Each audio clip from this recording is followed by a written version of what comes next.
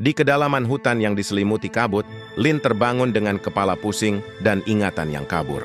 Ranting-ranting tajam dan dedaunan basah menempel di jaketnya yang usang, sementara udara dingin menusuk hingga ke tulang.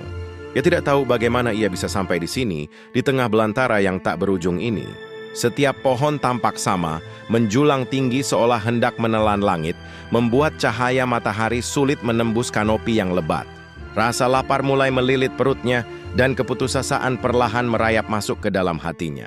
Dengan langkah gontai, ia mulai berjalan tanpa arah, mencari apapun yang bisa dimakan atau tempat untuk berlindung dari malam yang akan datang.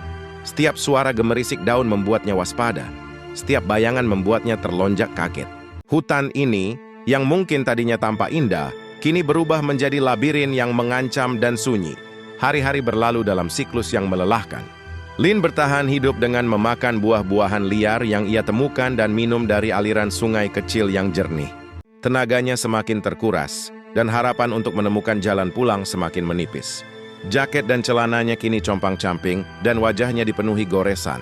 Suatu sore, ketika ia duduk bersandar di sebuah pohon besar, siap untuk menyerah pada kelelahannya, sebuah pemandangan tak terduga muncul di hadapannya. Dari balik pepohonan, seekor rusa putih yang agung melangkah dengan anggun.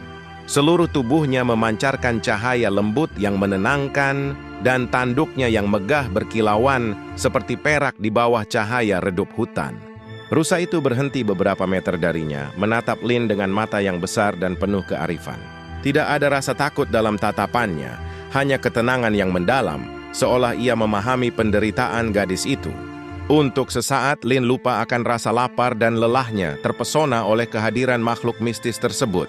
Sebuah dorongan kuat yang tak dapat dijelaskan muncul dari dalam diri Lin. Ia seperti ada ikatan aneh yang terjalin antara dirinya dan hewan bercahaya itu.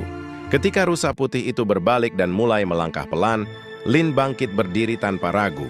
Dengan sisa-sisa tenaga yang ia miliki, ia memutuskan untuk mengikutinya. Rusa itu seolah tahu bahwa Lin mengikutinya, menjaga kecepatan langkahnya agar gadis itu tidak tertinggal.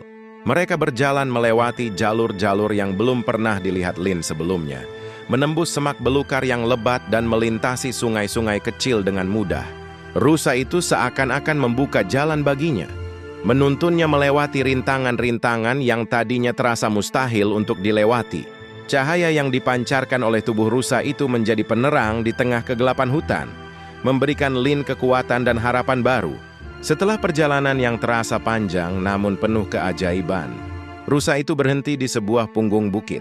Dari sana, pemandangan yang luar biasa terbentang di hadapan Lin. Di bawah lembah, ia bisa melihat sebuah jalan setapak yang berkelok-kelok, tanda peradaban manusia yang sangat ia rindukan. Jalan keluar itu kini ada di depan matanya. Lin menoleh ke belakang untuk mengucapkan terima kasih kepada penuntunnya yang ajaib, namun rusa putih itu telah lenyap. Hanya sisa-sisa cahaya lembut yang perlahan memudar ke dalam kabut tebal hutan. Dengan hati yang dipenuhi rasa syukur, Lin menatap sekali lagi ke arah hutan yang telah menjadi penjara sekaligus penyelamatnya. Ia tahu bahwa pertemuan dengan rusa putih itu bukanlah kebetulan. Yang itu adalah sebuah keajaiban yang memberinya kesempatan kedua. Lalu dengan semangat baru, ia mulai menuruni bukit, melangkah menuju jalan pulang, membawa serta kenangan akan makhluk bercahaya yang menuntunnya keluar dari kegelapan.